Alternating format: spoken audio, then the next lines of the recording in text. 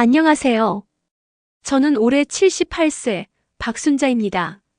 오늘 여러분께 들려드릴 이야기는 믿기 힘들겠지만 제가 직접 겪은 일입니다. 며느리가 건넨 차 한 잔. 그 따뜻했던 손길이 어떻게 제 인생을 송두리째 바꿔놓았는지, 5억이 넘는 제 평생 재산이 어떻게 사라졌는지, 그리고 제가 어떻게 다시 일어섰는지 모든 것을 고백하겠습니다. 특히 이 이야기를 듣기 전에 구독과 좋아요 버튼을 눌러주시면 감사하겠습니다. 저와 비슷한 일을 겪고 계신 어르신들께 혼자가 아니라는 메시지를 전하고 싶습니다. 그럼 시작하겠습니다. 2023년 봄이었습니다. 남편 박종길이 세상을 떠난 지 10년째 되던 해였죠. 처음에는 너무 외롭고 힘들었지만 시간이 지나면서 혼자만의 일상에도 적응하게 되었습니다. 매일 아침 6시에 일어나 가벼운 산책을 하고 동네 복지관에서 친구들과 요가도 하고 손자 손녀들이 오는 주말을 기다리며 소소하게 살아가고 있었어요. 무엇보다 제게는 정말 고마운 며느리가 있었습니다. 큰아들 민수의 아내 이지혜. 지혜는 정말 완벽한 며느리였어요. 시집 온 지 15년이 넘었는데 한 번도 불평 없이 저를 친어머니처럼 대해줬죠. 일주일에 3번 화요일, 목요일, 토요일이면 어김없이 우리 집에 왔습니다. 어머님, 제가 왔어요. 현관문이 열리는 소리와 함께 들려오는 지혜의 밝은 목소리. 그 소리를 들으면 제 하루가 환해졌어요. 지혜는 청소도 해주고 냉장고도 채워주고 제가 좋아하는 반찬도 만들어 왔습니다. 어머님, 오늘은 어머님이 좋아하시는 연근조림 해왔어요. 어머님, 요즘 날씨가 쌀쌀해서 무릎 괜찮으세요? 제가 파스 붙여드릴게요. 정말 세심하고 다정한 며느리였죠. 특히 지혜가 꼭 해주는 게 있었어요. 건강차를 끓여주는 거였습니다. 어머님, 이거 혈액순환에 좋은 당귀차예요. 꼭 드세요. 오늘은 환기차 끓였어요. 면역력에 좋대요. 예쁜 찻잔에 정성스럽게 담아주는 차. 그 찻잔은 제가 15년 전 지혜가 시집 올 때 선물로 준 것이었어요. 시어머니였던 제 어머님이 결혼할 때 물려주신 도자기 찻잔 세트. 지혜야, 이건 우리 가문에서 대대로 내려오는 거야.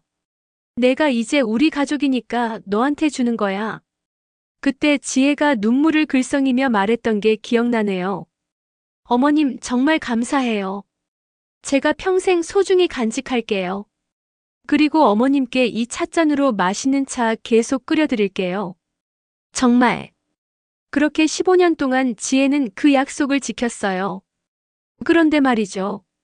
2023년 4월 초순쯤이었을 거예요. 뭔가 이상한 일들이 생기기 시작했습니다. 지혜가 차를 끓여주고 간 날이면 이상하게 기억이 흐릿했어요. 처음에는 그냥 피곤해서 그런가 보다 했습니다. 나이 들면 다 그런 거지 뭐. 그렇게 생각하고 넘어갔죠. 하지만 점점 더 자주 일어났어요. 어느 화요일이었습니다. 지혜가 와서 차를 끓여주고 함께 드라마를 보다가 깜빡 잠이 들었어요. 눈을 떠보니 벌써 저녁 7시. 4시간이나 잔 거였어요. 어머님 많이 피곤하셨나 봐요. 푹 주무셨네요. 지혜가 웃으며 말했지만 뭔가 이상했어요. 저는 원래 낮잠을 자도 30분 이상은 못 자는 사람이거든요. 그런데 4시간씩이나 잤다니. 지혜야, 내가 중간에 깬 적은 없었니? 아니요, 어머님. 계속 깊게 주무셨어요. 제가 담요도 덮어드렸는데 전혀 모르셨어요. 그날 이후로도 비슷한 일이 반복됐습니다. 지혜가 차를 끓여주고 나면 이상하게 졸음이 쏟아지고 기억이 끊기는 거예요. 그리고 깨어나면 몇 시간이 흘러있고 더 이상한 건요. 가끔 기억이 아예 없는 날도 있었어요. 어머님, 지난주 목요일에 우리 같이 은행 갔었잖아요. 응? 은행? 우리가 은행을 갔었어? 네, 어머님이 정기예금 일부 해지하신다고 하셔서 같이 갔었잖아요. 내가 그랬어? 전혀 기억이 나지 않았습니다. 은행을 갔다는 것도 예금을 해지했다는 것도. 지혜야, 내가 정말 그랬어? 전혀 기억이 안 나는데. 지혜는 당황한 듯 말했죠. 어머님 요즘 깜빡깜빡 하시는 게 좀 심해지신 것 같아요. 병원 한번 가보시는 게 어떨까요? 그때 제 가슴이 철렁했어요. 설마, 나 치매 걸린 건가? 그날 밤 잠을 잘 수가 없었습니다. 천장을 보며 생각했어요. 나 정말 치매 걸린 걸까? 왜 자꾸 기억이 없어지지? 지혜 말대로 병원에 가봐야 하나? 새벽 3시까지 뒤척이다가 문득 이런 생각이 들었어요. 근데 왜 지혜가 있을 때만 이런 일이 생기지? 지혜가 오지 않는 날에는 멀쩡했거든요. 친구들이랑 복지관 갈 때도, 혼자 장 보러 갈 때도 다 기억이 또렷했어요. 오히려 복지관 선생님이 순자 씨는 정말 정정하시네요. 기억력도 좋으시고 라고 칭찬할 정도였죠. 그런데 유독 지혜가 차를 끓여준 날만 기억이 사라졌어요. 하지만 저는 그 생각을 빨리 떨쳐버렸습니다. 무슨 말도 안 되는 생각을 하는 거야. 지혜가 나한테 뭘 어떻게 한다고. 15년 동안 그렇게 잘해준 며느리를 의심하다니. 내가 정말 이상해진 거야. 자책하며 다시 눈을 감았어요. 하지만 불안은 쉽게 사라지지 않았습니다. 며칠 후 또 이상한 일이 생겼어요. 통장 정리를 하다가 발견한 거였는데 제 주거래 은행 통장에서 3천만 원이 빠져나간 거예요. 2023년 4월 18일 3천만 원 인출. 이게 뭐지? 내가 돈을 뺐나? 전혀 기억이 없었습니다. 급하게 지혜에게 전화를 걸었어요. 지혜야, 혹시 내가 최근에 은행에서 돈 뺀 적 있니? 네, 어머님. 지난주에 같이 갔었잖아요. 준호 학원비 좀 보태달라고 하셔서요. 준호는 제 손자 지혜의 큰아들입니다. 내가 그랬어? 네, 어머님. 기억 안 나세요? 또 기억이 없었어요. 손자 학원비라면 당연히 도와줄 일이지만 전혀 기억이 나지 않는다는 게 무서웠어요. 그때까지만 해도 저는 몰랐습니다. 이 모든 것이 계획된 일이었다는 걸. 며느리가 건네는 따뜻한 차 한 잔이 제 인생을 무너뜨릴 독약이었다는 걸. 그리고 이건 시작에 불과했습니다. 앞으로 더 충격적인 일들이 기다리고 있었으니까요. 제가 말씀드렸죠? 며느리 지혜가 차를 끓여준 날이면 이상하게 기억이 사라진다고. 그리고 통장에서 3천만 원이 빠져나간 걸 발견했다고. 하지만 이건 시작에 불과했습니다. 앞으로 제가 발견하게 될 것들은 상상을 초월했어요. 정말 믿기 힘든 이야기지만 모두 사실입니다. 2023년 5월 초 은행에서 문자가 왔습니다. 5월 3일 2,500만 원이 인출되었습니다. 순간 심장이 멎는 줄 알았어요. 또 돈이 나갔다고. 급하게 통장을 확인했습니다. 정말이었어요. 2,500만 원이 빠져나가 있었죠. 이번에도 전혀 기억이 없었어요. 손이 떨리며 지혜에게 전화를 걸었습니다. 지혜야, 혹시 내가 또 은행 갔었니? 전화기 너머로 지혜의 목소리가 들렸어요. 네, 어머님. 지난 화요일에 같이 갔었잖아요. 또 학원비였어? 아니요, 이번엔 어머님이 정기적금 해지하신다고 하셔서요. 이자가 너무 적다고 하시면서요. 내가 그랬다고. 네, 어머님. 은행 창구에서 직접 말씀하셨어요. 제가 그냥 옆에서 모셔다 드리기만 했고요. 말이 안 됐어요. 저는 평생 돈 관리를 철저히 했습니다. 남편이 살아계실 때부터 가계부를 썼고 은행 업무도 항상 꼼꼼하게 체크했죠. 그런 제가 이유 없이 정기적금을 해지한다고. 그것도 기억도 못하면서. 지혜야, 나 정말 이상한 것 같아. 전혀 기억이 안 나. 지혜의 목소리가 걱정스럽게 변했어요. 어머님, 정말 병원 가보셔야 할 것 같아요. 요즘 깜빡하시는 게 너무 심하세요. 그래. 그래야겠다. 전화를 끊고 주저앉았습니다. 나 진짜 치매 걸린 거야? 이제 나도 끝인가? 공포가 몰려왔어요. 며칠 후, 복지관에서 오랜 친구 미선이를 만났습니다. 김미선. 저랑 40년 지기 친구예요. 옛날에 같은 동네 살면서 애들 같이 키우고 시집살이 하소연하던 사이죠. 미선이는 은행에서 30년 넘게 일하다가 몇 년 전에 퇴직했어요. 순자야, 왜 이렇게 안색이 안 좋아? 무슨 일 있어? 저는 참았던 이야기를 쏟아냈어요. 기억이 자꾸 사라지는 것. 통장에서 돈이 계속 빠져나가는 것. 며느리가 은행에 같이 갔다는데 기억이 안 나는 것. 모든 걸 말했죠. 미선이는 심각한 표정으로 들었습니다. 그리고 뜻밖의 질문을 했어요. 순자야, 지혜가 올 때마다 뭐 먹거나 마시는 거 있어? 응, 그게 지혜가 건강차를 끓여줘. 당귀차, 황귀차 이런 거. 미선이의 표정이 굳었어요. 그 차 마시고 나면 어때? 이상하게 졸려. 그리고 깊이 잠들어. 깨어나면 몇 시간이 지나 있고. 미선이가 제 손을 꽉 잡았습니다. 순자야, 이거 이상해. 정말 이상한 거야. 뭐가? 내가 은행에서 오래 일했잖아. 이런 케이스 많이 봤어. 미선이는 목소리를 낮췄어요. 노인 재산을 노리는 사람들이 쓰는 수법이야. 수면제나 신경안정제를 몰래 먹여서 정신을 몽롱하게 만드는 거지. 그 상태에서 은행 데려가서 돈 빼는 거야. 뭐라고? 믿을 수 없었어요. 우리 지혜가 그럴 리 없어. 15년 동안 그렇게 잘해줬는데. 하지만 미선이는 단호했습니다. 순자야, 사람은 돈 앞에서 변해. 특히 요즘 경기가 안 좋잖아. 혹시 민수네 형편이 어려운 거 아니야? 생각해보니 최근에 아들 민수가 이상했어요. 전화할 때마다 한숨을 쉬고 얼굴도 피곤해 보이고 회사 일이 힘들다고 했지만 구체적으로는 말하지 않았죠. 미선이가 제 어깨를 토닥였어요. 일단 확인해봐. 다음에 지혜가 차 끓여주면 마시는 척만 하고 버려. 그리고 그날 하루 어떤지 봐봐. 그래 볼게. 다음 주 화요일. 지혜가 왔습니다. 어머님, 오늘은 대추차 끓였어요. 불면증에 좋대요. 지혜는 예쁜 찻잔에 차를 따라 제 앞에 놓았어요. 그 찻잔.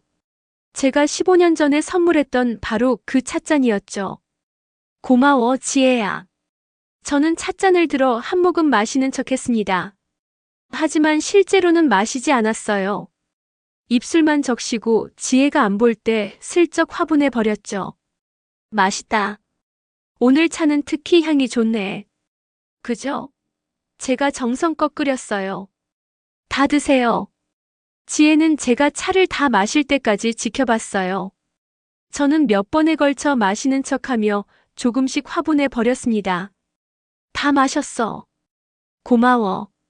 어머님, 그럼 저 설거지하고 올게요. 지혜가 부엌으로 가는 사이 저는 긴장한 채 기다렸습니다. 평소 같으면 지금쯤 졸음이 쏟아져야 하는데 이상하게 멀쩡했어요. 전혀 졸리지 않았어요. 30분이 지나고 1시간이 지나도 마찬가지였습니다. 정신이 또렷했고 기억도 선명했어요. 지혜는 이상하다는 듯 저를 쳐다봤어요. 어머님, 오늘은 안 주무세요? 평소 같으면 벌써 주무실 시간인데. 그 말에 소름이 돋았습니다. 평소 같으면 벌써 주무실 시간이라고. 지혜는 제가 차 마시고 자는 걸 예상하고 있었던 거예요. 응. 오늘은 잠이 안 오네. 나이 들면 그런가 봐. 그러시구나. 그럼 어머님, 저 이만 갈게요. 준호 학원 데려다 줘야 해서요. 그래, 조심히 가. 지혜가 나간 후 저는 화장실로 달려가 거울을 봤습니다. 떨리는 손으로 세면대를 잡았어요. 미선이 말이 맞았어요. 차에 뭔가 있었던 거예요.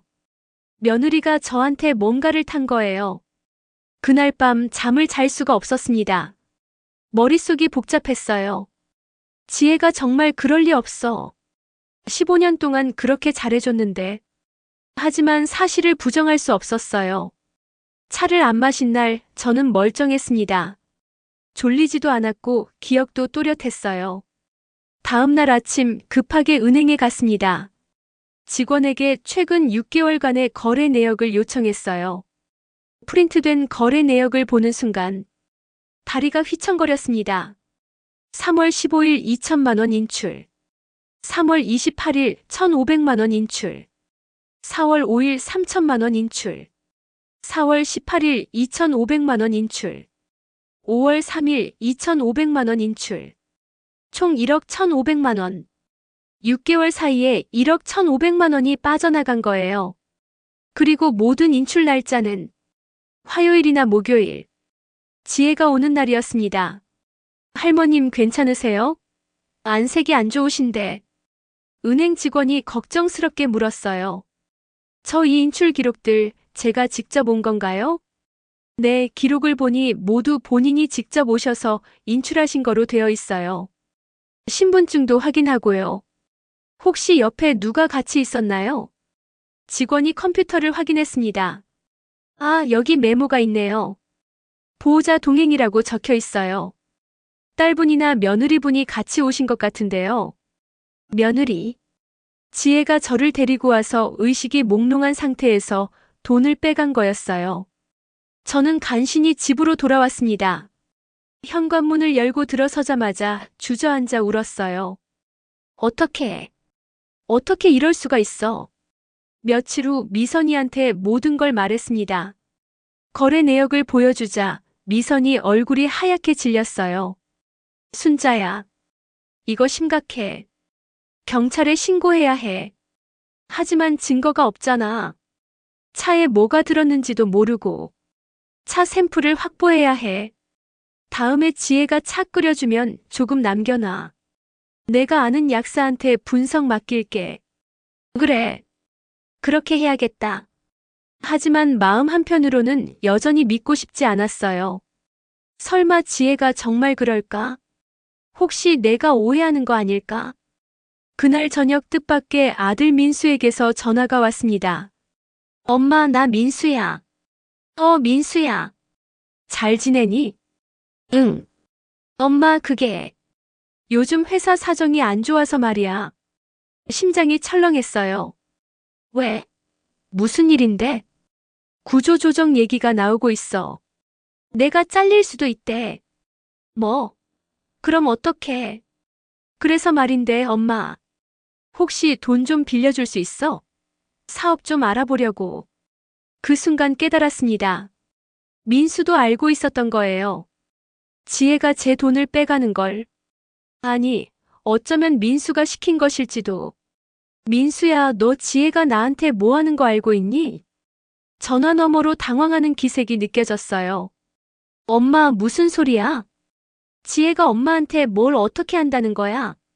솔직하게 말해. 너희들 내 돈 빼가고 있는 거 알지? 긴 침묵이 흘렀습니다. 그리고 민수가 말했어요. 엄마, 우리 정말 힘들어. 이해해줘. 전화가 끊어졌습니다. 아들도 공범이었던 거예요. 며느리만이 아니라 제 친아들까지. 그 순간 느꼈던 배신감은 말로 표현할 수가 없어요. 세상이 무너지는 것 같았습니다. 하지만 저는 아직 몰랐어요. 이건 빙산의 일각에 불과하다는 걸. 앞으로 제가 발견하게 될 진실은 이보다 훨씬 더 충격적이었으니까요. 제가 어떻게 결정적인 증거를 잡았는지, 그리고 며느리가 제게 정확히 무엇을 먹였는지 하나씩 밝혀드릴게요. 그리고 치매 진단서의 비밀도 드러나게 되죠. 여러분, 만약 주변에 갑자기 기억력이 나빠지시는 어르신이 계시다면 꼭 한번 의심해 보세요. 정말 치매인지 아니면 누군가의 계획된 범죄인지. 제가 말씀드렸었죠. 아들 민수도 며느리 지혜의 범행을 알고 있었다는 걸. 아니, 어쩌면 공모자였을지도 모른다는 걸. 하지만 제가 정말 상상도 못했던 일이 기다리고 있었습니다. 바로 치매 진단서였어요. 가짜 진단서를 만들어서 제 정신을 의심받게 만들려는 계획. 정말 치밀했습니다.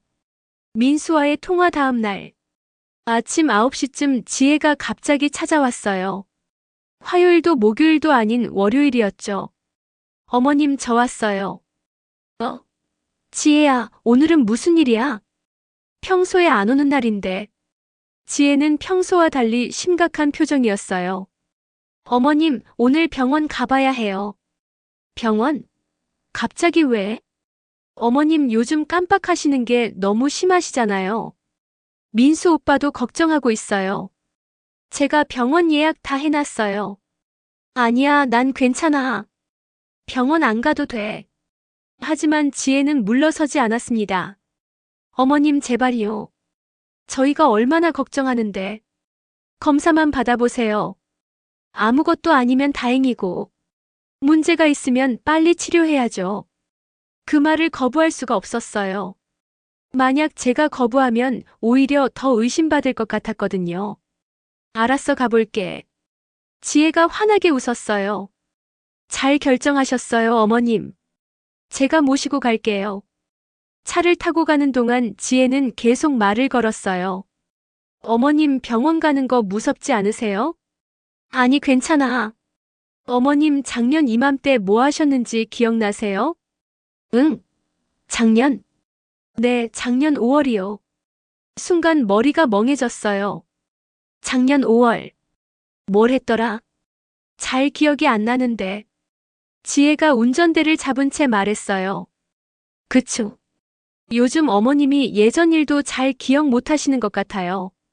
그 말투에서 뭔가 계획된 느낌을 받았어요.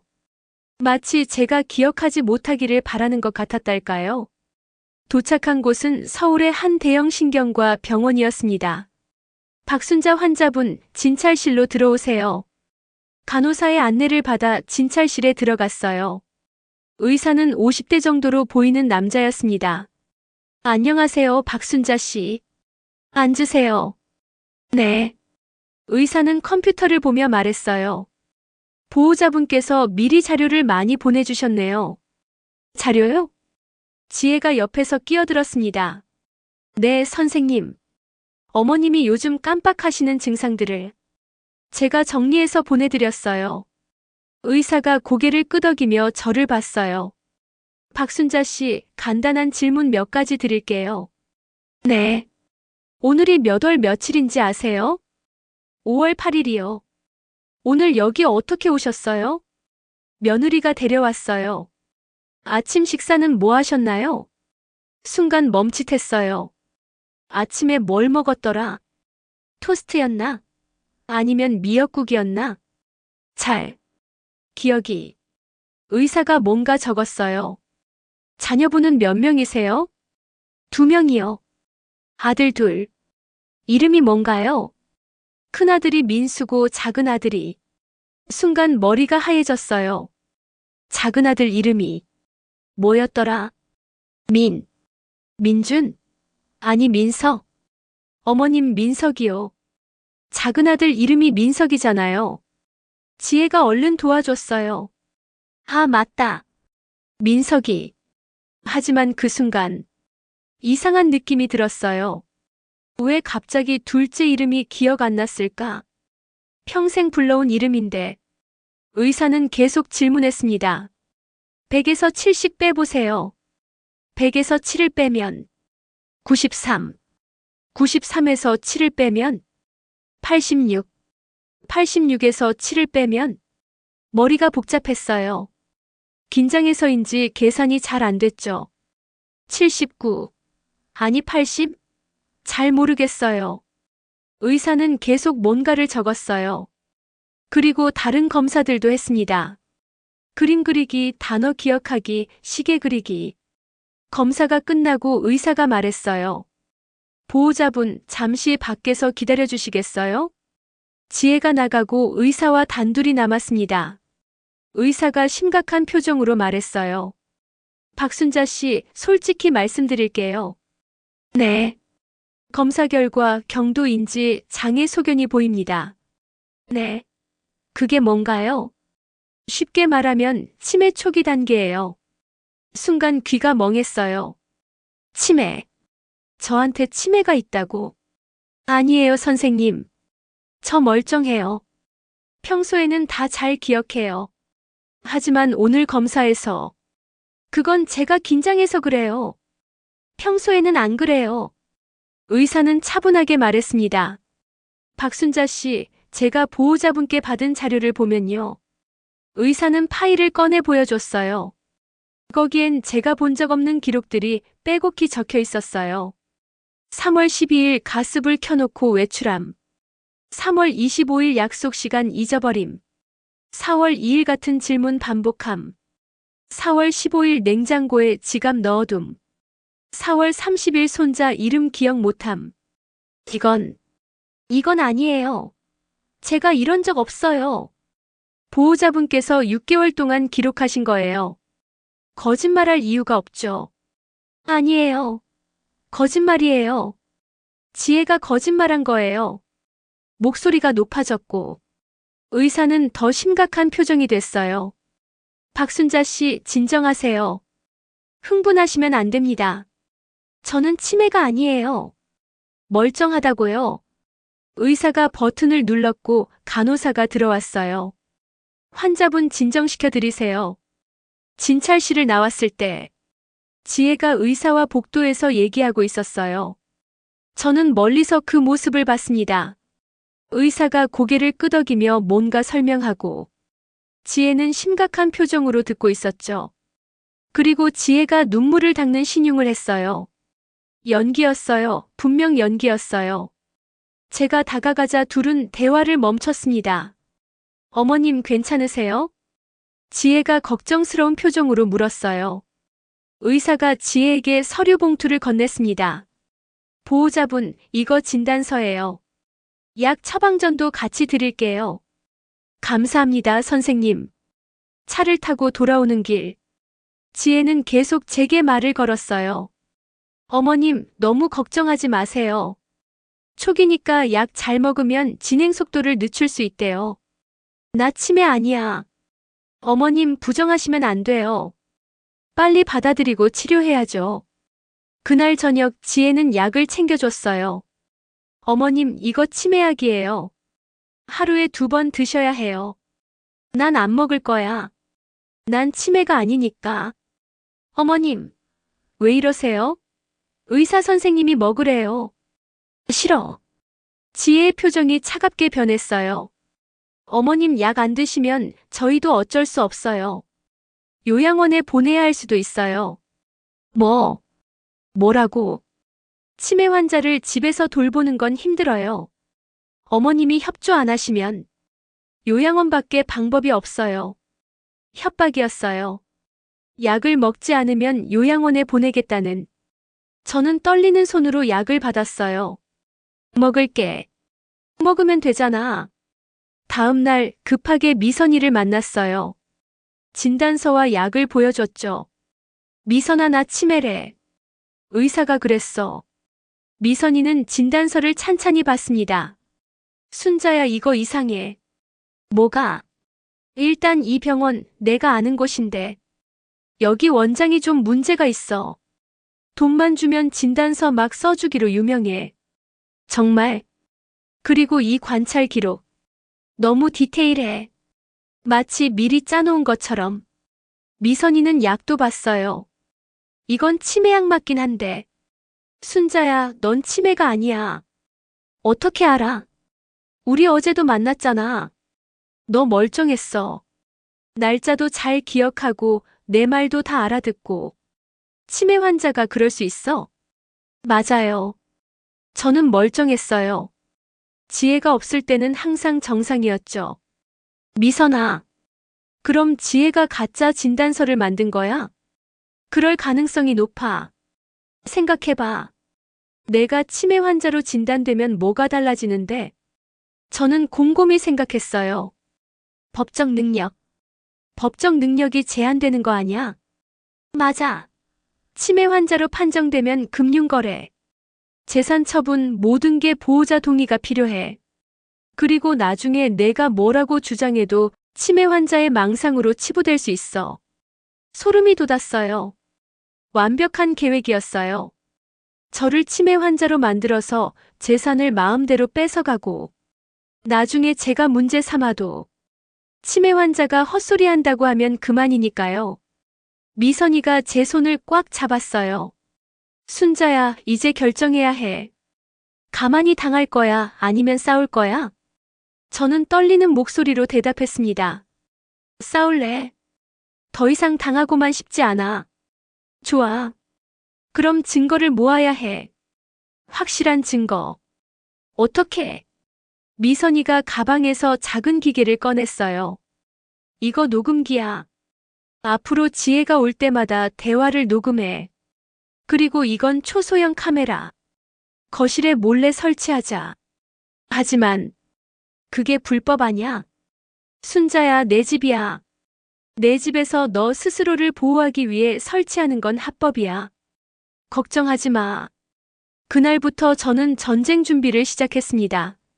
겉으로는 순순히 약을 먹는 척했지만 실제로는 화장실에 버렸어요.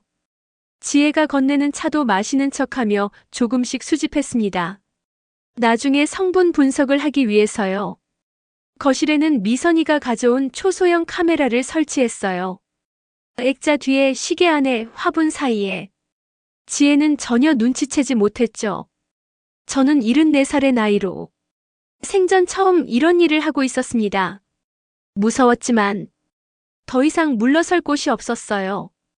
카메라가 포착한 충격적인 장면들을 하나씩 보여드리겠습니다. 그리고 차에서 검출된 물질의 정체도 밝혀집니다. 여러분이 상상하는 것보다 훨씬 더 끔찍한 진실이 드러나게 되죠. 계속 지켜봐 주세요. 치매 진단을 받은 후 제 삶은 완전히 달라졌습니다. 아니, 정확히 말하면 지혜가 제 삶을 완전히 통제하기 시작했죠. 전화기, 외출, 친구들, 심지어 제가 뭘 먹는지까지. 모든 것이 지혜의 허락 아래에서만 가능해졌어요. 마치 감옥에 갇힌 것 같았습니다. 하지만 저는 참았어요. 증거를 모으기 위해서. 그리고 숨겨둔 카메라는 상상 이상의 것들을 기록하고 있었죠. 치매 진단 다음 날부터였어요. 지혜는 매일 우리 집에 왔습니다. 아침 9시면 어김없이 현관문이 열렸죠. 어머님, 저 왔어요. 약 드셨어요? 응. 아직 안 되죠. 제가 챙겨드릴게요. 지혜는 제 약을 직접 챙겼어요. 물컵에 물을 따르고 약을 제 입에 넣어주고 다 삼킬 때까지 지켜봤습니다. 어머님, 입 벌려 보세요. 정말 삼키셨어요? 삼켰어. 혀 밑에 숨기시면 안 돼요. 아, 해보세요. 마치 어린아이 취급하듯이요. 저는 70년 넘게 살아온 어른인데 약 먹는 것도 감시받아야 했어요. 어느 날 오후 친구 정수기한테서 전화가 왔어요. 여보세요? 순자야, 나 정수기야. 요즘 왜 연락이 안 돼? 복지관에도 안 나오고. 아, 정수가. 그때 지혜가 갑자기 전화기를 빼앗았어요. 여보세요? 어머님 친구분이시죠? 저 며느리예요. 지혜야? 왜 내가 받아? 아, 어머님이 요즘 건강이 안 좋으셔서요. 치매 진단 받으셨거든요. 뭐? 순자가 치매라고? 네. 그래서 당분간은 외부 연락 좀 자제해 주시면 감사하겠어요. 어머님이 혼란스러워 하시거든요. 하지만 죄송해요. 어머님 건강을 위해서예요. 뚝. 지혜는 일방적으로 전화를 끊었어요. 지혜야, 왜 내 전화를 끊어? 지혜가 차갑게 쳐다봤어요. 어머님, 지금 상태로는 친구분들 만나시면 안 돼요. 더 혼란스러워지실 수 있어요. 나 멀쩡해.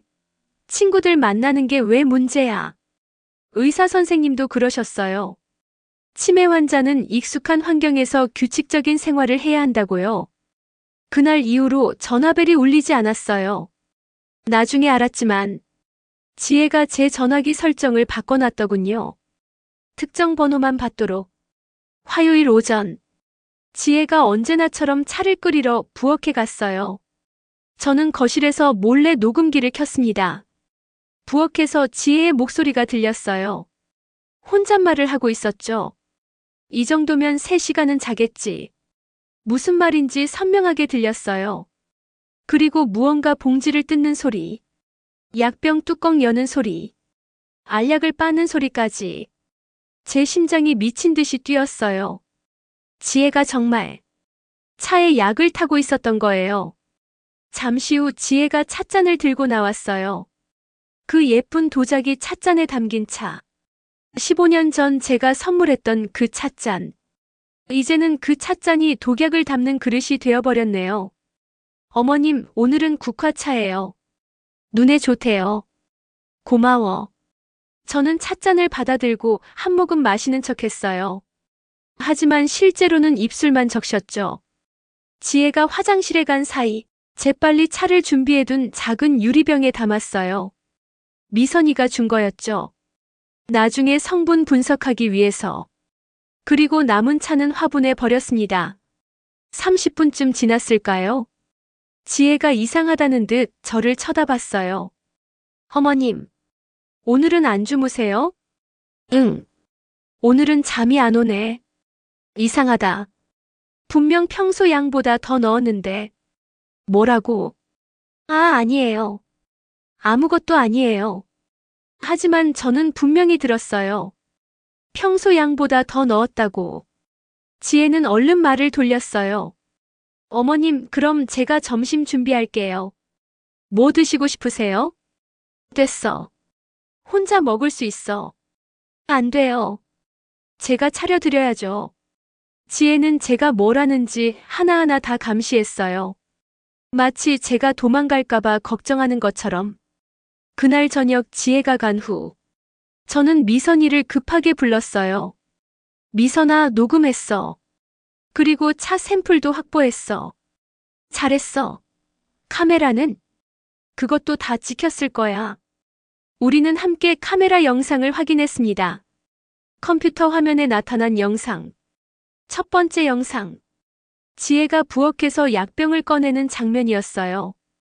흰색 알약 3개를 꺼내서 손가락으로 빻았죠. 그리고 차에 타는 모습. 숟가락으로 저으며 완전히 녹을 때까지 기다렸어요. 이 정도면 됐지. 지혜의 혼잣말이 선명하게 녹음되어 있었습니다.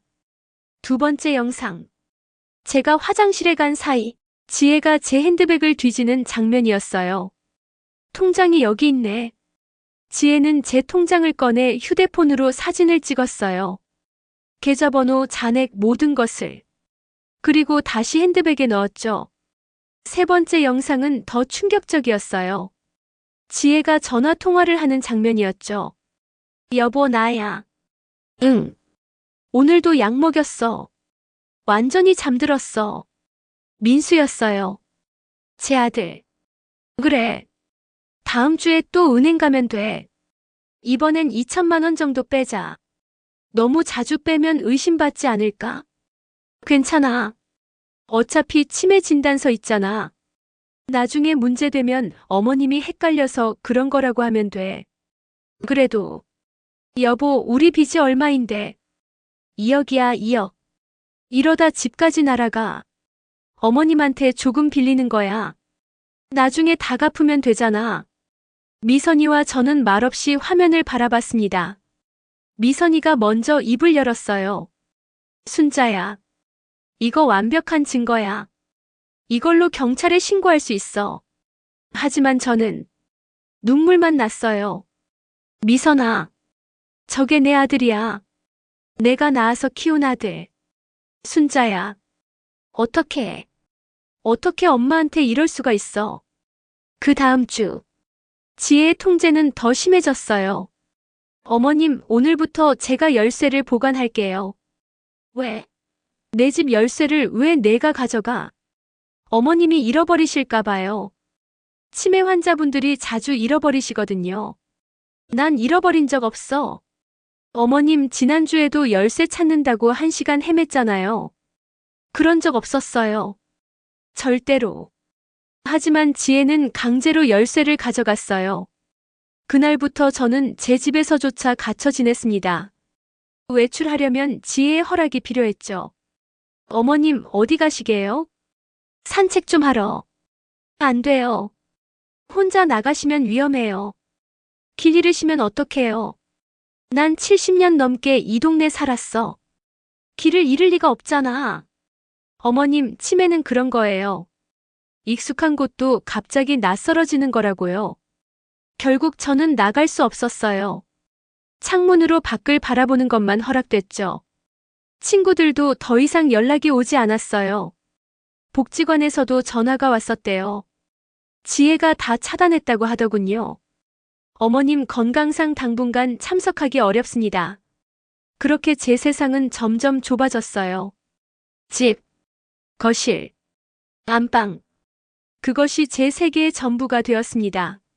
하루는 너무 답답해서 현관문을 열어보려 했어요. 하지만 잠겨 있었죠. 밖에서 잠근 거였어요.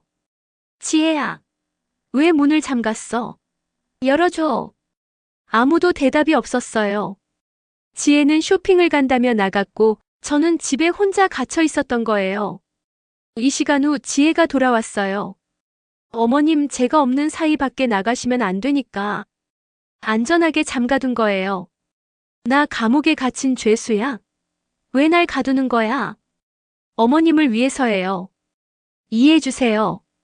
지혜의 눈빛은 차가웠어요. 전혀 미안해하지 않았죠. 며칠 후 미선이가 급하게 연락을 해왔어요. 순자야, 약물 분석 결과 나왔어. 지금 당장 만나야 해. 미선이는 지혜 몰래 뒷문으로 들어왔어요. 우리 집 뒷문은 지혜가 모르는 낡은 문이었거든요. 여기 봐. 미선이가 서류를 꺼냈어요.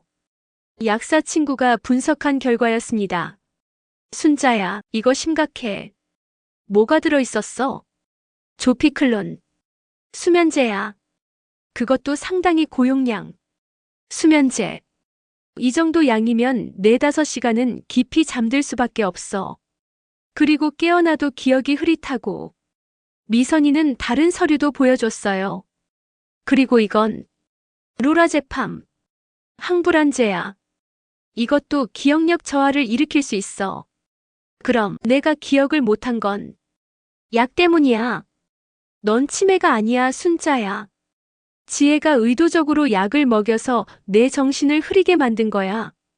모든 게 명확해졌어요. 지혜는 계획적으로 저를 무력화시켰던 거예요. 수면제와 항불안제로 정신을 흐리게 만들고 그 상태에서 은행에 데려가 돈을 빼가고 가짜 치매 진단서로 제 말을 믿지 못하게 만들고 그리고 완전히 고립시켜서 도움을 요청할 수도 없게 만들고. 미선아, 이제 어떡하지? 미선이가 제 손을 꼭 잡았어요. 싸우는 거야. 이제 증거도 충분해. 경찰에 신고하자. 하지만 민수는 내 아들인데. 순자야, 민수는 이미 선택했어. 엄마가 아니라 돈을 선택한 거야. 그 말이 너무 아팠지만 사실이었어요. 알았어, 신고하자. 그날 밤 저는 오랜만에 일기를 썼어요. 2023년 6월 15일. 오늘 결심했다. 더 이상 당하고만 있지 않기로.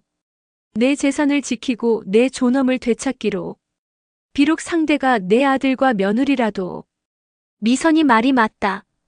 이건 가족의 문제가 아니라 범죄다. 이제부터는 제가 어떻게 탈출을 시도했는지, 그리고 지혜와 민수가 그것을 알았을 때 어떤 일이 벌어졌는지 말씀드리겠습니다. 그들은 상상 이상으로 잔인했어요. 하지만 저도 더 이상 예전의 나약한 박순자가 아니었습니다. 전쟁이 시작되었습니다. 더 이상 참을 수 없었습니다. 고립된 삶, 빼앗긴 자유, 사라지는 재산. 그리고 무엇보다 잃어버린 존엄. 이제 선택의 시간이 왔어요. 가만히 당할 것인가 아니면 싸울 것인가. 저는 74세에 생전 처음으로 탈출을 계획했습니다. 감옥도 아닌 제 집에서. 제 아들과 며느리로부터. 그리고 그날 모든 것이 폭발했습니다. 2023년 6월 20일 화요일. 지혜가 오는 날이었어요. 하지만 이날은 달랐습니다. 미선이와 함께 완벽한 계획을 세웠거든요. 순자야, 오늘 지혜가 차 끓이는 동안 내가 초인종을 누를 거야. 그럼 지혜가 나갈 테고, 그 사이에 넌 뒷문으로 나와. 내 차가 뒷골목에 대기하고 있을 거야. 알았어. 그리고 이거. 미선이가 작은 USB를 건넸어요. 모든 증거가 여기 들어있어. 영상, 녹음, 약물 분석 결과, 은행 거래 내역까지. 이거 잃어버리면 안 돼. 고마워, 미선아. 우리 바로 경찰서로 갈 거야. 신고하고 진술하고 보호 조치 받는 거야. 저는 떨리는 손으로 USB를 꼭 쥐었어요. 오전 9시. 예정대로 지혜가 왔습니다.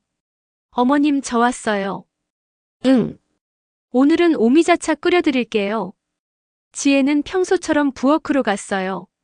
물 끓이는 소리, 찻잔 꺼내는 소리, 그리고 약병 여는 소리. 저는 침착하게 기다렸습니다. 5분, 7분, 10분.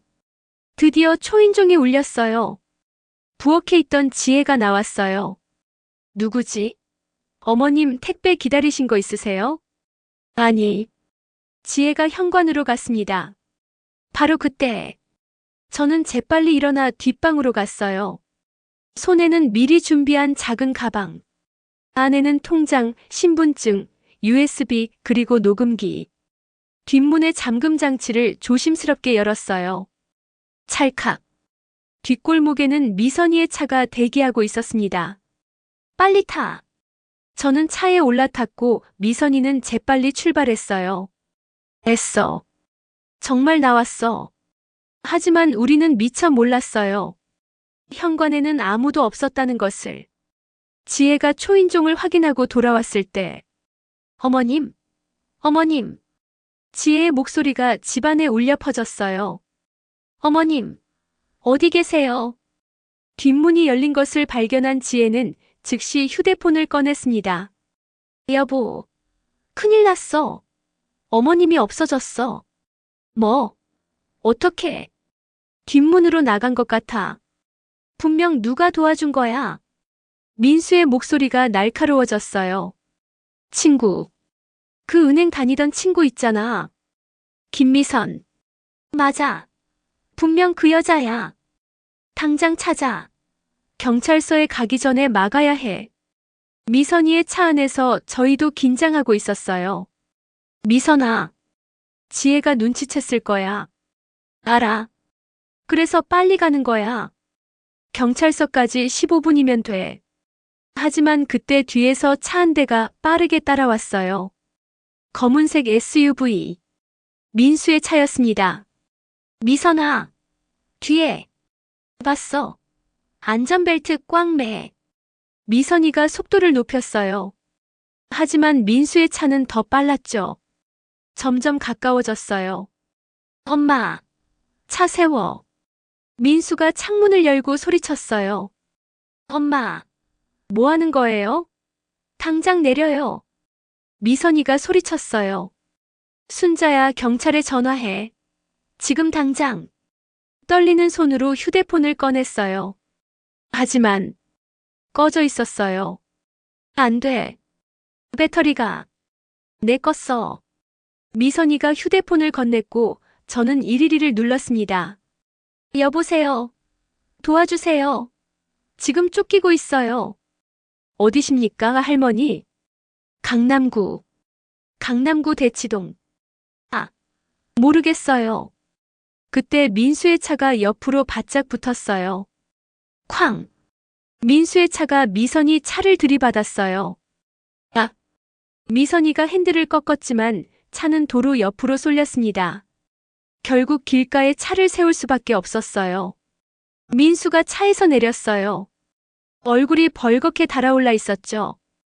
뒤에서 지혜도 택시를 타고 도착했습니다.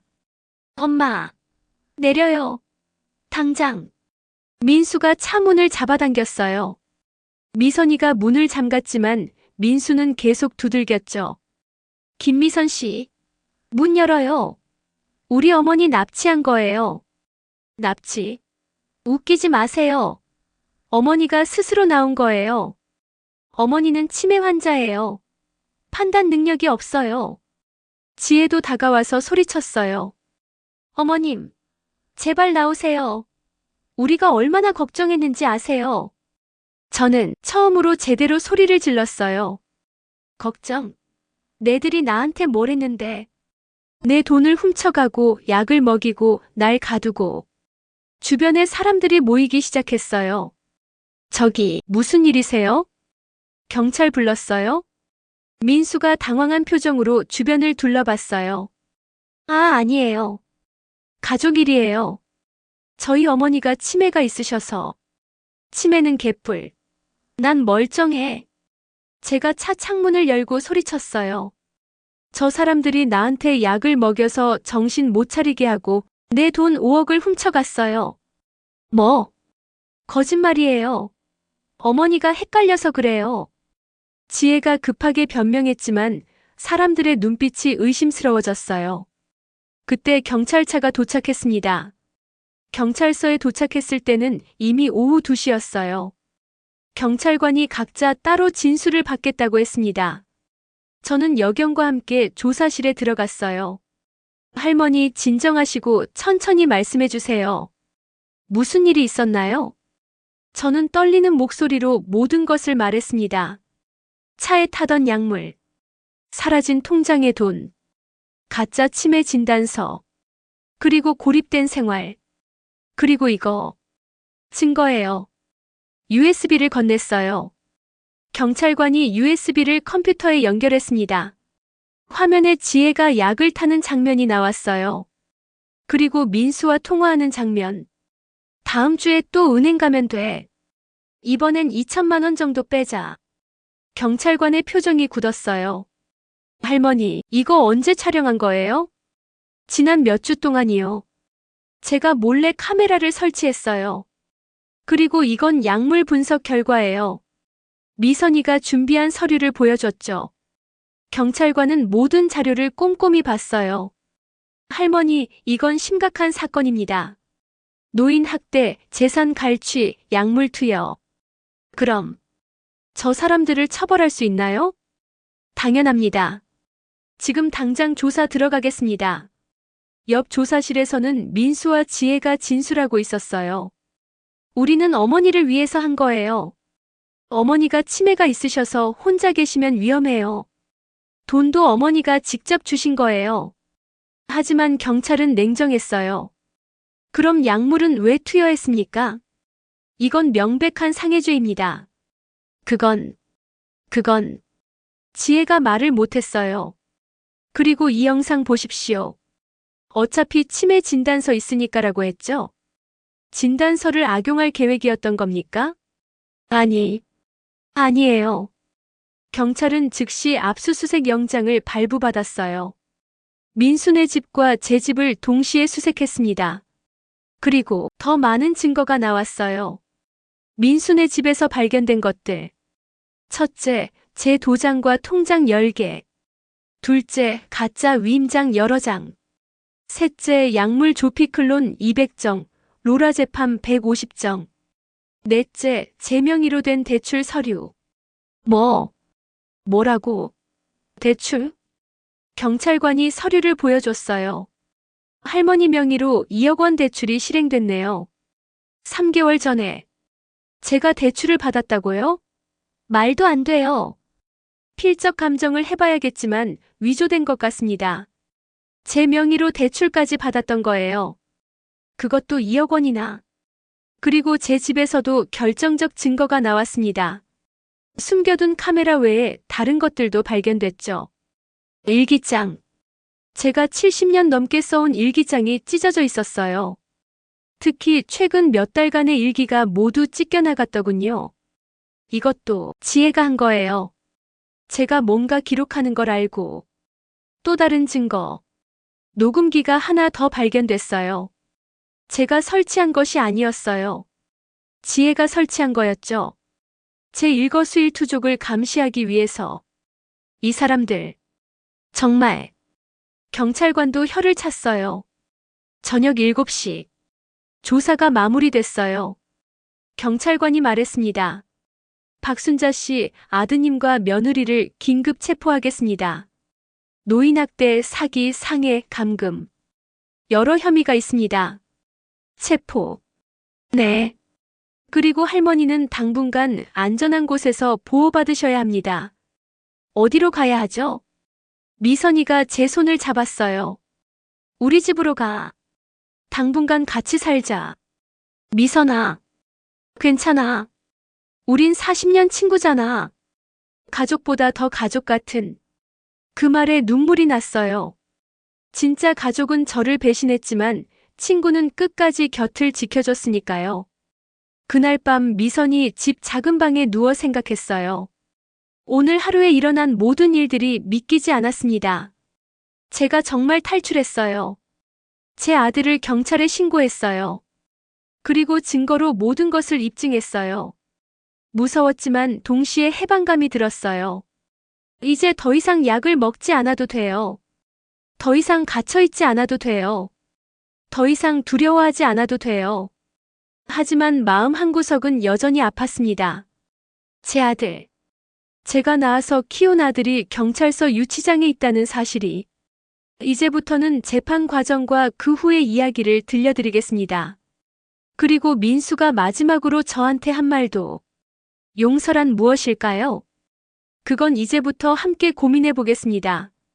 경찰서에서 신고를 마친 다음 날. 저는 미선이 집 작은 방에서 눈을 떴어요.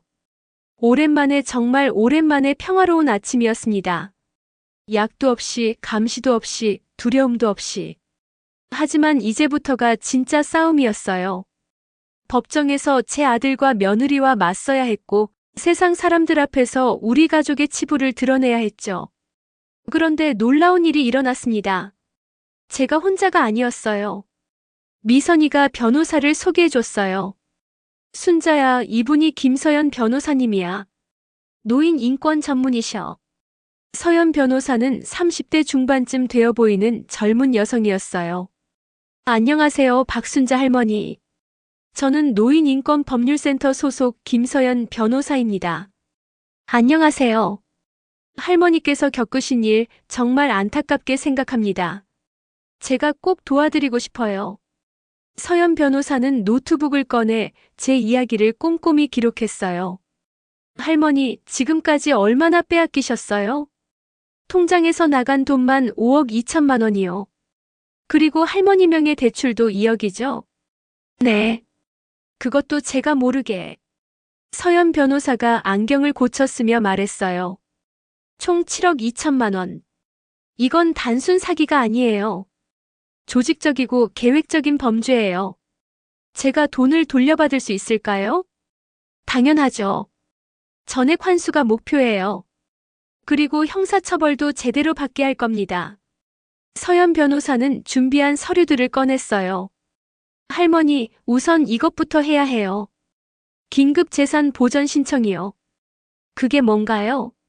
아드님과 며느리가 재산을 숨기거나 해외로 빼돌리지 못하게 막는 거예요. 법원에 신청하면 그들의 계좌와 재산을 동결시킬 수 있어요. 그게 가능해요? 네. 경찰 조사 결과와 증거가 있으니까 가능해요. 내일 당장 법원에 신청할게요. 서연 변호사의 자신감 있는 목소리가 저를 안심시켰어요. 그리고 할머니, 혹시 다른 피해자들도 있을 것 같아요. 다른 피해자요? 네. 이런 케이스는 보통 한 명만 노리는 게 아니거든요. 아드님 회사 동료들이나 친척들 중에 돈을 빌려간 사람이 있을 가능성이 높아요. 그 말을 듣고 생각났어요. 작은 아들 민석이도 형한테 돈을 빌려준 적이 있다고 했었죠. 아, 맞아요. 작은 아들 민석이가. 그날 오후 미국에 있는 민석이한테 전화가 왔어요. 엄마, 지금 무슨 일이야? 형이 체포됐다고. 민석아. 민석이의 목소리는 놀라움과 분노로 가득했어요. 엄마, 형이 정말 그런 짓을 했어? 엄마한테 약을 먹이고 돈을 훔쳤다고. 그래. 미안하다, 민석아. 엄마가 이런 일로 너한테 연락하게 돼서. 무슨 소리예요? 미안할 건 형이지 엄마가 왜 미안해요? 민석이는 울먹이고 있었어요. 엄마, 나 지금 당장 비행기 타고 갈게. 오늘 밤에 출발할게. 민석아, 넌 일이 있잖아. 회사도 있고. 일이 뭐가 중요해요? 엄마가 더 중요하지. 이틀 후 민석이가 인천공항에 도착했어요. 미선이와 함께 마중을 나갔죠. 엄마. 민석이가 달려와 저를 꼭 안았어요. 엄마 얼마나 무서웠어요. 얼마나 힘들었어요. 괜찮아, 민석아. 이제 다 지나갔어. 하지만 민석이는 계속 울었어요. 미안해요, 엄마. 내가 미국에 있어서 형이 그런 짓 하는 줄도 모르고. 내 잘못이 아니야. 민석이는 주먹을 불끈 쥐었어요. 형을 절대 용서 못해. 어떻게 엄마한테 그럴 수가 있어? 카페에 앉아 민석이에게 모든 상황을 설명했어요. 영상, 녹음, 약물 분석 결과까지. 민석이는 점점 더 굳은 표정이 됐어요. 엄마, 나도 형한테 당한 게 있어요. 뭐? 작년에 형이 투자 기회가 있다며 5천만 원을 빌려달라고 했어요. 저도 아껴둔 돈이었는데 형이라서 빌려줬죠. 그래서 한 푼도 안 갚았어요. 연락해도 계속 회피하고 나중엔 전화도 안 받더라고요. 민석이도 피해자였던 거예요. 민석아, 미안해. 엄마가 왜 미안해요? 제가 형을 잘못 봤죠. 서현 변호사가 메모했어요. 민석 씨도 피해자로 포함시킬 수 있어요. 추가로 고소하시겠어요? 민석이가 단호하게 고개를 끄덕였어요. 네, 하겠습니다. 며칠 후 놀라운 일이 일어났어요. 서현 변호사가 제 사건을 노인인권단체 홈페이지에 올렸거든요. 물론 제 이름은 익명으로요. 그런데 댓글이 폭발적으로 달리기 시작했어요. 저희 어머니도 비슷한 일을 겪으셨어요. 저도 며느리한테 당했습니다. 용기 내주셔서 감사해요. 할머니, 끝까지 싸우세요. 저희가 응원합니다. 하루 만에 댓글이 5,000개가 넘었어요. 그리고 직접 연락을 주신 분들도 있었어요. 여보세요, 박순자 할머니시죠? 저는 노인학대 피해자 모임 대표 이영이라고 합니다. 아, 네. 할머니, 저희가 도와드리고 싶어요. 저희 모임에는 비슷한 피해를 겪은 어르신들이 30명 정도 계세요. 정말이요? 네. 그리고 재판 때 방청석에서 응원하고 싶어요. 괜찮으시겠어요? 감사합니다. 정말 감사합니다. 다음 날 이영희 대표님과 모임 회원들을 만났어요. 60대에서 80대까지 다양한 어르신들이 모여 있었어요. 저는 딸한테 당했어요. 집 명의를 넘겨줬더니 쫓겨났죠. 저는 아들이 사업자금 빌려간다고 하더니 도박에 다 날렸어요. 저는 며느리가 요양원에 강제로 넣으려고 했어요. 모두의 이야기를 들으며 저는 혼자가 아니라는 걸 느꼈어요. 이영애 대표님이 말씀하셨어요. 순자 씨, 이번 재판이 중요해요. 순자 씨가 이기면 우리 모두에게 희망이 돼요. 제가 그렇게 중요한 사건인가요? 네. 증거도 완벽하고 변호사도 좋고 무엇보다 순자 씨가 용기를 내셨잖아요. 한 할머니가 제 손을 잡으며 말씀하셨어요. 저는 못 싸웠어요. 자식이니까 참았어요. 그런데 순자 씨를 보니까 저도 다시 용기가 나요. 일주일 후 언론에서 연락이 오기 시작했어요. 방송국 시사 프로그램인데요. 인터뷰 가능하실까요? 뉴스에서 취재하고 싶습니다. 신문사 기자입니다. 기사화해도 될까요? 서현 변호사와 상의했어요. 할머니, 어떻게 하시겠어요?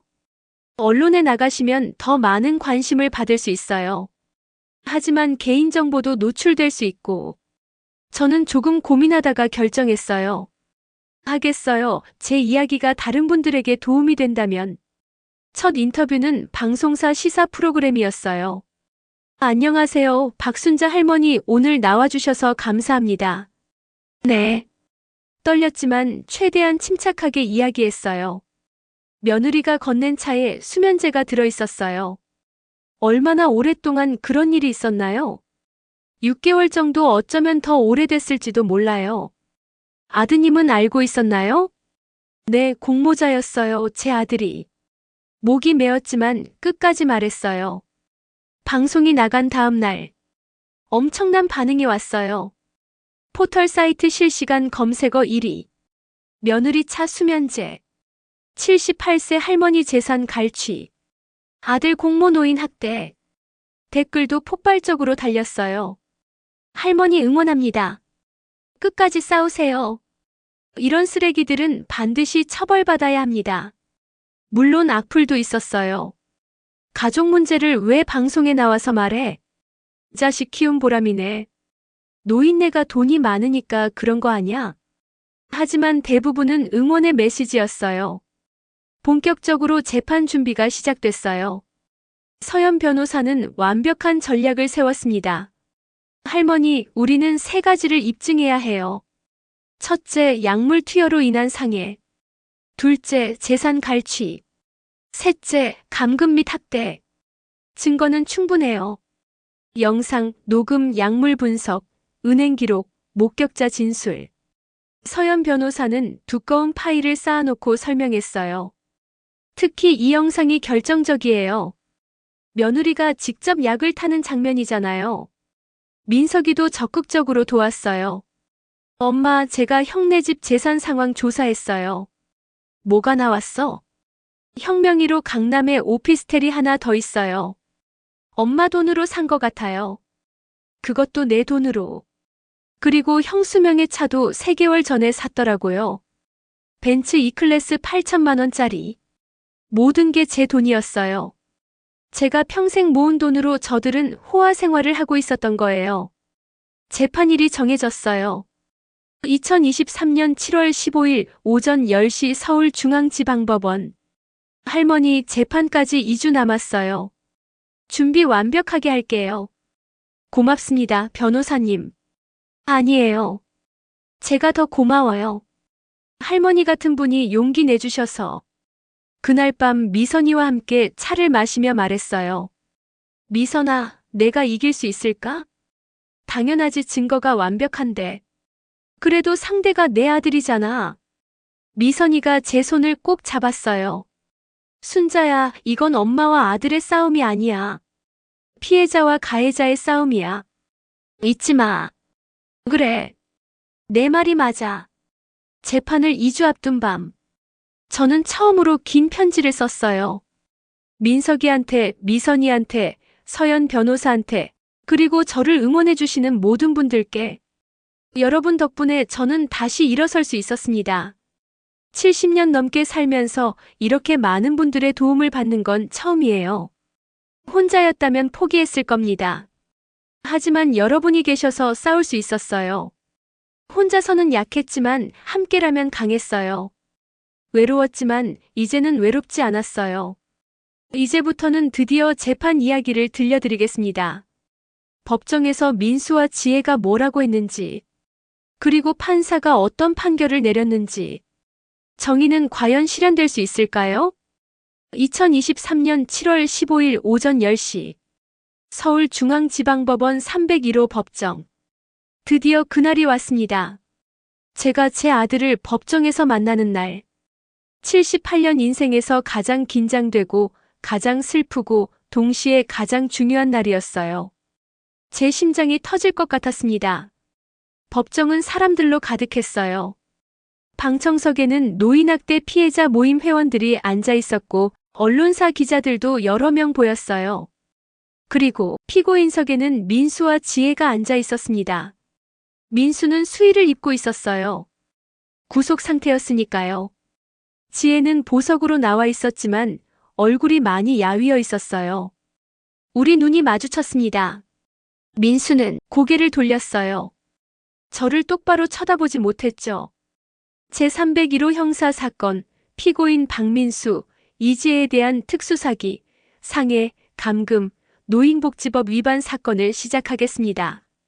판사의 목소리가 법정에 울려 퍼졌어요. 60대로 보이는 여성 판사였습니다. 피고인들 일어나십시오. 민수와 지혜가 일어났어요. 피고인 박민수, 이지혜. 기소된 내용을 인정합니까? 민수의 변호사가 먼저 말했어요. 재판장님, 피고인들은 일부 혐의만 인정합니다. 일부라니? 재산 관련 부분은 피해자가 동의한 것이며 약물 투여는 치료 목적이었습니다. 서현 변호사가 벌떡 일어났어요. 재판장님, 그건 명백한 거짓입니다. 변호인, 진정하십시오. 차례대로 진행하겠습니다. 검사가 증거 영상을 틀었습니다. 법정 스크린에 지혜가 약을 타는 장면이 나왔어요. 이 영상은 피해자가 자택에 설치한 카메라로 촬영된 것입니다. 화면 속 지혜는 주변을 살피며 약병을 꺼냈어요. 흰 알약 3개를 꺼내서 손가락으로 빻았죠. 그리고 차에 타는 모습. 이 정도면 됐지. 지혜의 혼잣말이 법정에 울려 퍼졌어요. 방청석에서 한숨 소리가 들렸습니다. 그리고 이것은 피고인 박민수와 이지혜의 통화 내용입니다. 녹음 파일이 재생됐어요. 여보, 나야. 응. 오늘도 약 먹였어. 완전히 잠들었어. 그래. 다음 주에 또 은행 가면 돼. 이번엔 2천만 원 정도 빼자. 너무 자주 빼면 의심받지 않을까? 괜찮아. 어차피 치매 진단서 있잖아. 민수는 얼굴이 새하얗게 질렸어요. 지혜는 고개를 숙이고 손수건으로 눈을 닦았죠. 검사가 계속했습니다. 그리고 이것은 약물 성분 분석 결과입니다. 피해자가 수집한 차 샘플에서 조피클론 15mg, 로라제팜 2mg이 검출되었습니다. 이는 일반적인 치료 용량의 3배에 해당하는 고용량입니다. 판사가 물었어요. 피고인들은 피해자에게 치료를 위해 약을 투여했다고 주장했는데 처방전이 있습니까? 민수의 변호사가 당황했어요. 그것은 재판장님, 없다는 말입니까? 네. 무면허 의료행위에 해당하는군요. 계속하십시오. 첫 번째 증인은 미선이었어요. 증인 김미선, 선서하십시오. 미선이가 선서를 하고 증인석에 앉았어요. 서현 변호사가 질문했습니다. 증인은 피해자와 어떤 관계입니까? 40년 지기 친구입니다. 피해자의 상태를 직접 목격하셨나요? 네. 작년부터 순자, 피해자가 이상해지는 걸 봤어요. 어떻게 이상했습니까? 며느리가 오는 날만 기억을 못했어요. 평소에는 멀쩡했는데. 구체적으로 설명해 주시겠습니까? 미선이가 눈물을 글썽이며 말했어요. 복지관에서 만날 때는 다 기억했어요. 날짜도 약속도 대화 내용도. 그런데 며느리가 다녀간 날만 완전히 다른 사람이 됐어요. 피고인 이지혜가 피해자를 고립시켰습니까? 네. 전화도 차단하고 외출도 못하게 하고 심지어 집 열쇠까지 가져갔어요. 민수의 변호사가 반대 신문을 했어요. 증인, 혹시 피해자를 부추긴 건 아닙니까? 무슨 소리예요? 피해자와 피고인들 사이를 이간질한 것 아닙니까? 미선이가 화가 났어요.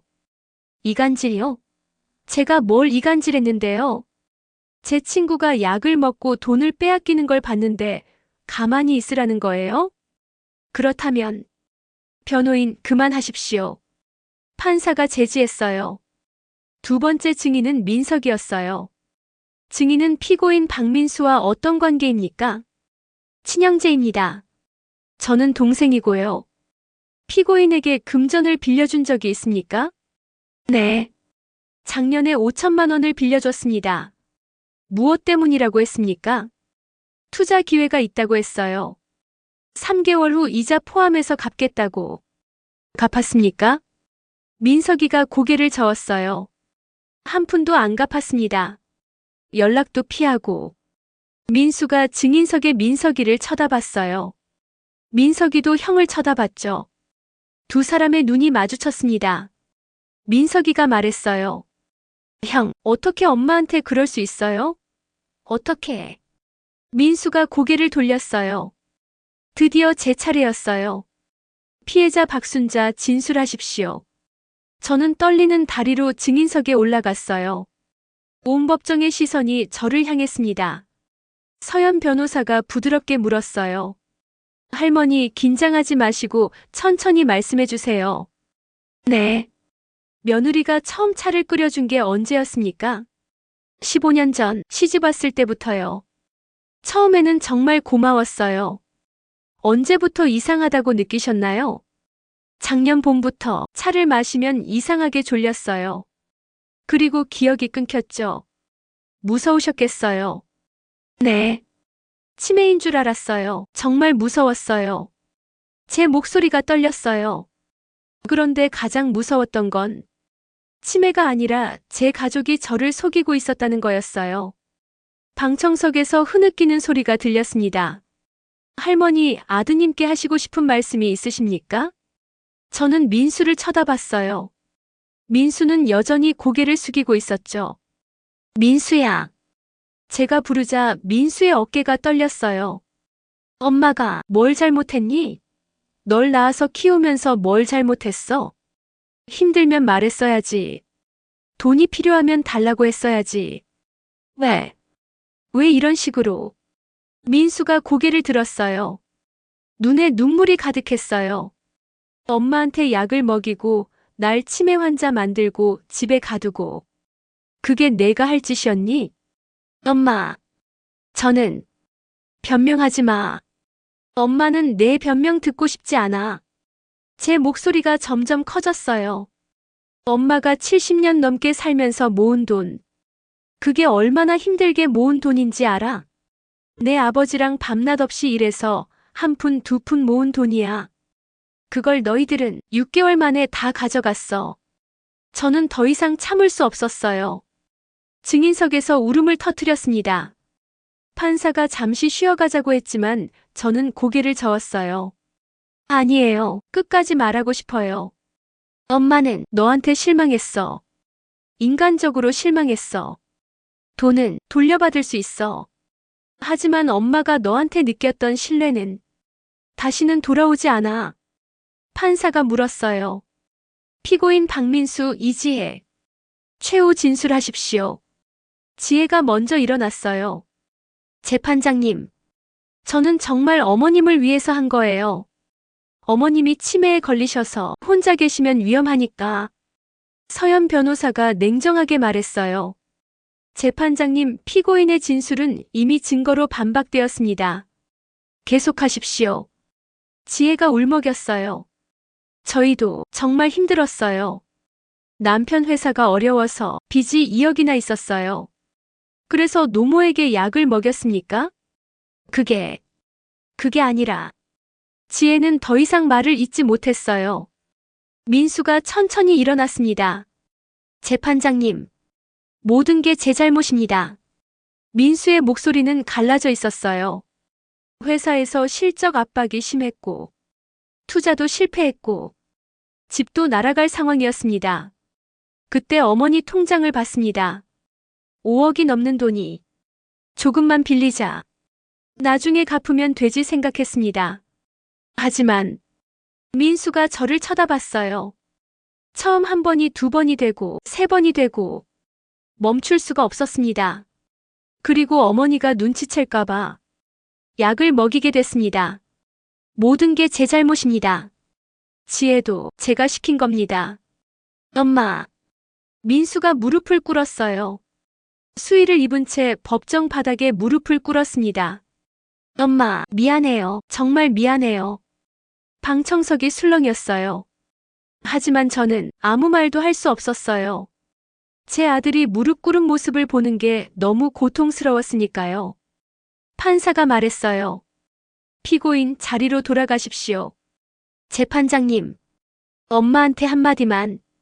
안 됩니다. 자리로 가십시오. 교도관이 민수를 일으켜 세웠어요. 민수는 끌려가면서도 계속 저를 쳐다봤습니다. 엄마, 미안해. 정말 미안해. 그날의 재판은 그렇게 끝났어요. 판결 선고는 2주 후로 잡혔습니다. 법정을 나오는데 다리에 힘이 없었어요. 민석이와 미선이가 저를 부축했죠. 엄마, 괜찮으세요? 응, 괜찮아. 하지만 괜찮지 않았어요. 제 아들이 무릎 꿇고 용서를 구하는 모습. 그 모습이 계속 눈에 밟혔어요. 이제부터는 판결 결과와 그 후의 이야기를 들려드리겠습니다. 과연 정의는 실현되었을까요? 그리고 저는 아들을 용서할 수 있었을까요? 용서와 정의, 이 두 가지는 함께 갈 수 있는 걸까요? 여러분, 지금 저는 강원도 속초의 작은 카페에서 이 이야기를 녹음하고 있어요. 창밖으로 동해바다가 보이고 갈매기들이 날아다니고 있습니다. 재판이 끝난 지 1년이 지났어요. 그동안 정말 많은 일이 있었습니다. 판결, 재산 회수, 그리고 새로운 삶. 오늘은 그 모든 이야기를 들려드리려고 해요. 마지막 이야기입니다. 끝까지 함께 해주세요. 2023년 7월 29일. 판결 선고일이었어요. 법정은 또다시 사람들로 가득했습니다. 노인학대 피해자 모임 회원들, 언론 기자들, 그리고 제 지지자들. 민수와 지혜는 피고인석에 앉아 있었어요. 민수는 2주 만에 더 야윈 것 같았어요. 판사가 입장했습니다. 기립. 모두가 일어섰어요. 제 심장이 미친 듯이 뛰었습니다. 피고인 박민수, 이지혜에 대한 판결을 선고하겠습니다. 판사가 판결문을 읽기 시작했어요. 피고인 박민수는 자신의 모친인 피해자에게 장기간에 걸쳐 수면제와 항불안제를 무단 투여하여 의식을 혼미하게 만들었고 그 상태에서 피해자를 은행에 데려가 총 5억 2천만 원을 인출했으며 피해자 명의로 무단 대출 2억 원을 실행하는 등 총 7억 2천만 원 상당의 재산을 갈취했습니다. 또한 가짜 치매 진단서를 만들어 피해자의 법적 능력을 무력화하려 했고 피해자를 자택에 감금하여 외부와의 접촉을 차단했습니다. 이는 노인복지법상 노인학대에 해당하며 특히 친족관계를 이용한 악질적 범죄로 판단됩니다. 판사의 목소리가 더 엄숙해졌어요. 따라서 피고인 박민수에게 징역 5년을 선고합니다. 민수가 고개를 떨어뜨렸어요. 피고인 이지혜는 공모자로서 피고인 박민수를 적극 도왔으며 직접 약물을 투여하고 피해자를 감시했습니다. 따라서 피고인 이지혜에게 징역 3년을 선고합니다. 지혜가 흐느끼기 시작했어요. 또한 피고인들은 연대하여 피해자에게 7억 2천만 원을 배상할 것을 명합니다. 피고인들 소유의 부동산 및 동산은 가압류하며 피해자에게 우선 변제하도록 합니다. 판사가 마지막으로 말했어요.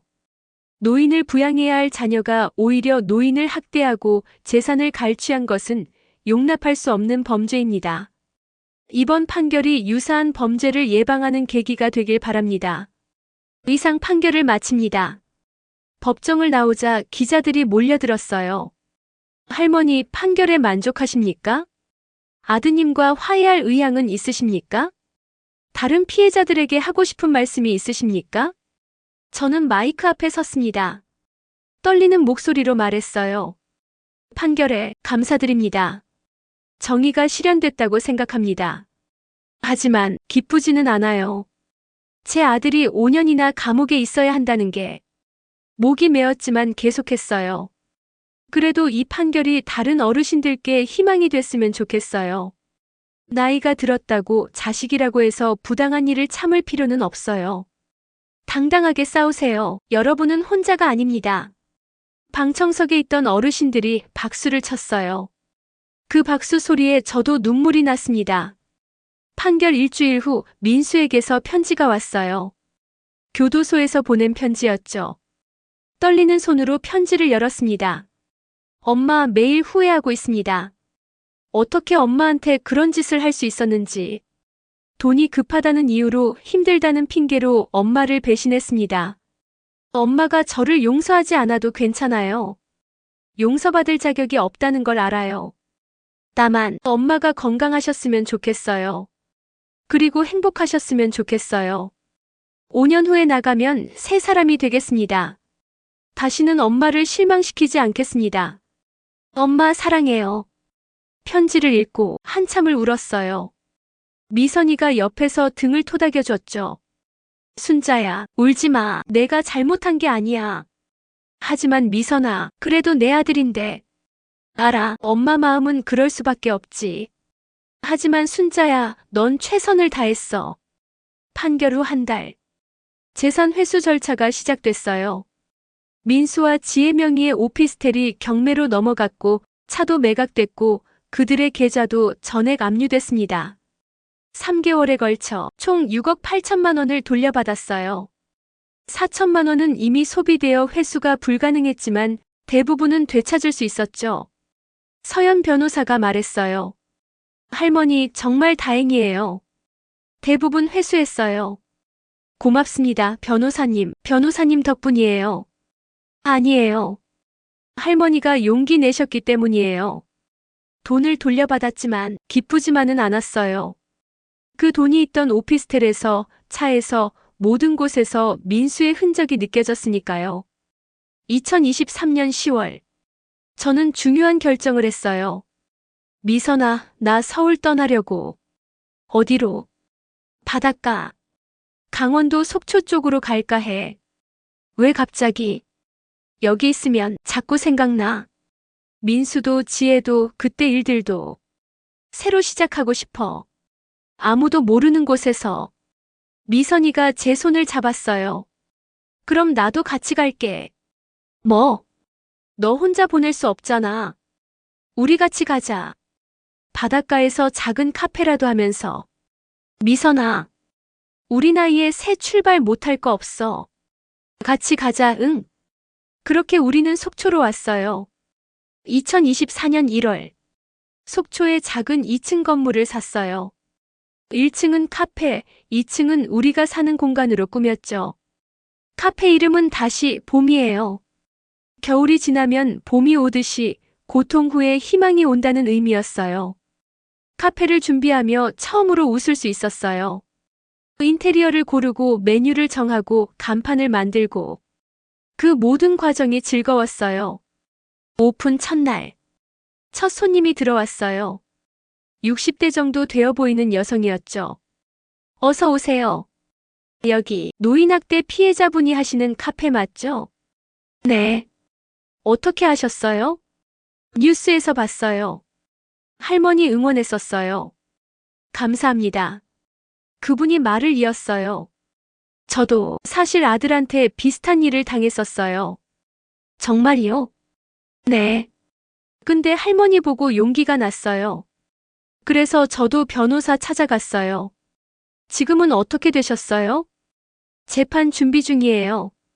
무섭지만 할머니처럼 끝까지 싸워볼 거예요. 그 말을 듣고 눈물이 났어요.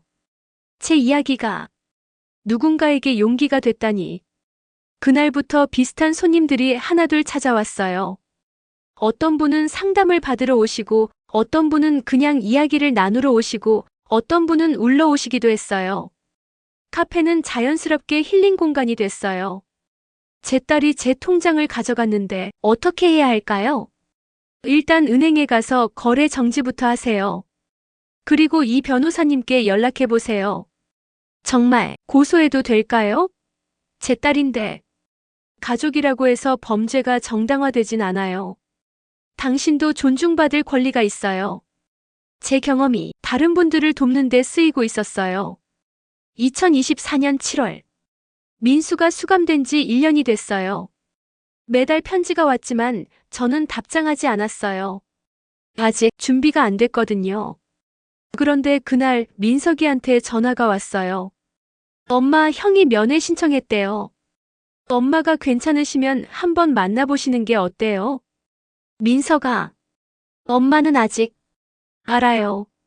하지만 형이 많이 변했대요. 교도소에서 상담도 받고 프로그램도 참여하고. 그게 진심일까? 모르겠어요. 하지만 직접 보시고 판단하시는 게 어떨까요? 며칠 후 저는 교도소를 찾았어요. 1년 만에 보는 민수, 많이 변해 있었어요. 살이 빠졌고 머리는 짧게 깎았고 얼굴에는 후회의 빛이 가득했어요. 엄마, 와줘서 고마워요. 유리창 너머로 민수가 말했어요. 엄마, 저 여기서 많이 생각했어요. 제가 얼마나 큰 죄를 지었는지. 돈 때문에 제 인생에서 가장 소중한 사람을 잃을 뻔했다는 걸. 민수의 눈에서 눈물이 흘렀어요. 엄마가 저를 용서하지 않아도 괜찮아요. 당연해요. 하지만 알아주세요. 제가 정말 후회하고 있다는 걸. 그리고 나가면 제대로 된 사람이 되겠어요. 엄마 자랑스러운 아들이 되겠어요. 저는 한참을 민수를 바라봤어요. 그리고 천천히 입을 열었어요. 민수야. 네, 엄마. 엄마는 아직 널 용서할 수 없어. 민수가 고개를 끄덕였어요. 하지만 언젠가는 용서할 수 있을지도 몰라. 엄마. 지금은 아니야. 상처가 아직 너무 깊어. 하지만 내가 진심으로 변한다면, 시간이 지나면 엄마 마음도 변할 수 있을 거야. 민수가 울면서 고개를 숙였어요. 고맙습니다, 엄마. 정말 고맙습니다. 여러분, 지금 저는 79세입니다. 1년 전 78세의 나이에 제 아들과 며느리를 고소했고, 승소했고, 재산을 되찾았고, 그리고 새로운 삶을 시작했어요. 쉽지 않았어요. 매일 밤 악몽에 시달렸고, 민수 생각에 울기도 많이 울었어요. 하지만 후회하지 않아요. 제가 싸우지 않았다면 지금도 약을 먹고 있을 거고, 재산도 다 잃었을 거고, 무엇보다 제 존엄을 잃었을 거예요. 카페 창밖으로 바다가 보여요. 끝없이 밀려왔다가 밀려가는 파도처럼 인생도 그런 것 같아요. 아픔이 왔다가 가고 슬픔이 왔다가 가고. 하지만 바다는 결국 평화로워지잖아요. 제 마음도 언젠가는 그렇게 될 거라고 믿어요. 이 이야기를 듣고 계신 모든 분들께 말씀드리고 싶어요. 나이가 들었다고 해서 당신의 권리가 사라지는 건 아니에요. 자식이라고 해서 모든 걸 용납해야 하는 건 아니에요. 부당한 일을 당하고 계시다면 용기를 내세요. 혼자가 아니에요. 도와줄 사람들이 있어요. 그리고 기억하세요. 당신은 존중받을 가치가 있는 사람입니다. 당신의 재산은 당신이 지킬 권리가 있어요. 당신의 삶은 당신이 선택할 권리가 있어요. 마지막으로 시어머니가 물려주셨던 그 찻잔 세트. 법원에서 돌려받아서 지금 카페에 전시해놨어요. 이제 그 찻잔에는 진심만 담아요. 약이 아니라 차를, 거짓이 아니라 진실을, 배신이 아니라 신뢰를. 그 찻잔으로 손님들께 차를 대접하면서 생각해요. 다시 시작할 수 있구나. 인생은 여기서 끝이 아니구나. 오늘도 바다는 아름답고 갈매기들은 자유롭게 날아다니고 카페에는 손님들의 웃음소리가 가득해요. 이것이 제 새로운 시작입니다. 그리고 여러분도 할 수 있어요. 몇 살이든 어떤 상황이든 새로 시작할 수 있어요. 박민수는 현재 복역 중이며 모범수로 인정받아 교육 프로그램에 참여하고 있습니다. 이지혜는 출소 후 이혼했으며 아이들과 함께 새 출발을 준비 중입니다. 순자 할머니의 카페 다시 봄은 노인학대 피해자들의 상담 공간이 되었습니다. 이 사연을 계기로 노인재산보호법 개정안이 국회에 발의되었습니다. 2024년 현재 한국의 노인학대 신고 건수는 매년 증가하고 있습니다. 혼자 고민하지 마세요. 당신은 소중한 사람입니다. 시청해주셔서 감사합니다. 구독과 좋아요, 그리고 응원의 댓글 부탁드려요. 여러분의 이야기도 듣고 싶어요. 우리 모두 함께 힘내요. 박순자 79세 속초에서